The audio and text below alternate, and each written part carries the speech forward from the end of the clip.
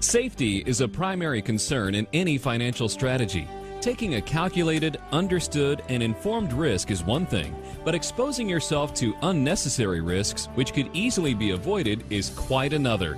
When it comes to money that you're counting on, and especially money you have worked so diligently to save and expect to have access to during your retirement, you better be sure it's stored in a safe place. But which places are safe? Massive amounts of advertising have conditioned us to store our money in banks, both for short and long-term storage.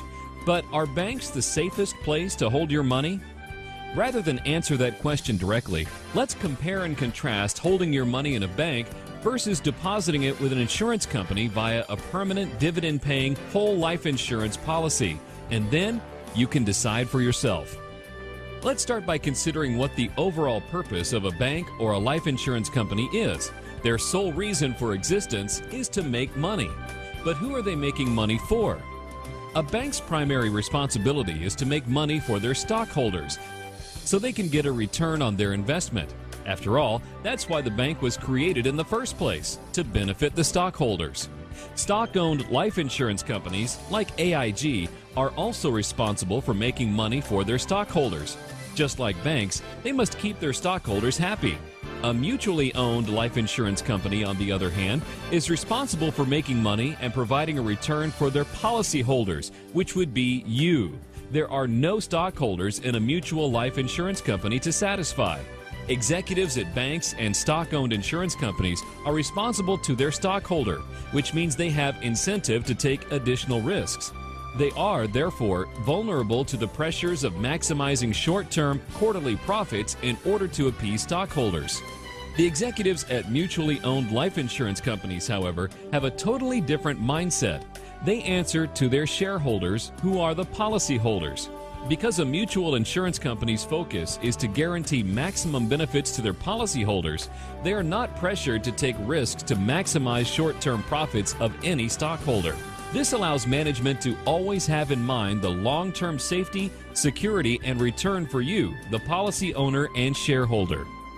An article in Forbes in December of 2008 clearly depicted this stark contrast between working for shareholders versus working for policyholders by stating, with their survival on the line, publicly traded insurers are scrambling for cash by cutting dividends and issuing new shares, diluting existing investors, begging regulators for a relaxation of capital requirements, and lobbying Washington for a cut of the $700 billion Wall Street bailout. It goes on to say, their mutually owned rivals haven't asked for a dime. Their statutory surpluses, the regulatory counterpart to book value, have held steady or even increased. Some are announcing plans to pay out near-record dividends to policyholders. This might explain why certain mutually owned life insurance companies have been able to pay out dividends every single year for over 100 years, even during the Great Depression. Now, let's take a look at what would happen if you had money deposited with a bank or mutually owned life insurance company that went under.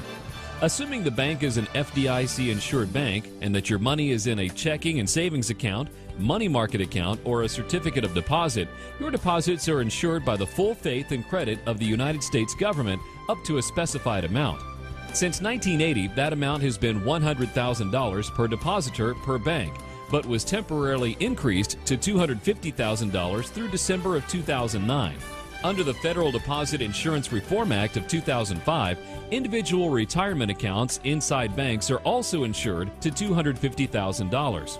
You may be surprised to learn that the balance in the FDIC's Deposit Insurance Fund, which is the account that insures your deposits, contains approximately just 1.25% of all the deposits it insures.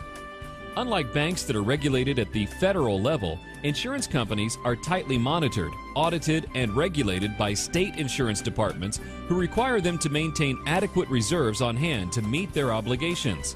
In most states, if an insurance company begins to have financial difficulties, the insurance commissioner in the company's home state first steps in and takes control of the company to try to help it regain its financial footing.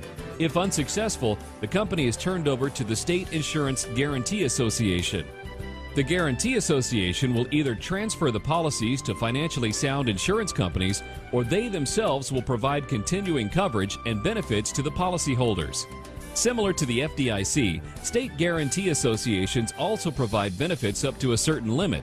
Although it varies from state to state, most states set basic limits of $300,000 in life insurance death benefits and $100,000 in cash surrender or withdrawal value for life insurance.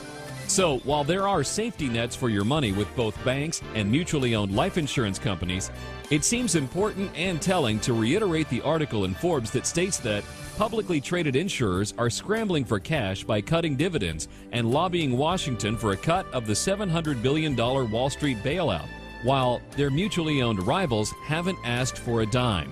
And some are announcing plans to pay out near-record dividends to policyholders. Those facts speak for themselves. By becoming your own banker, you will soon be in a position to stop supporting the employees and shareholders of other banks and finance companies through all of the interest you are paying them, and instead use that money to support you and your family. Becoming your own banker will prove to be one of the wisest decisions of your lifetime.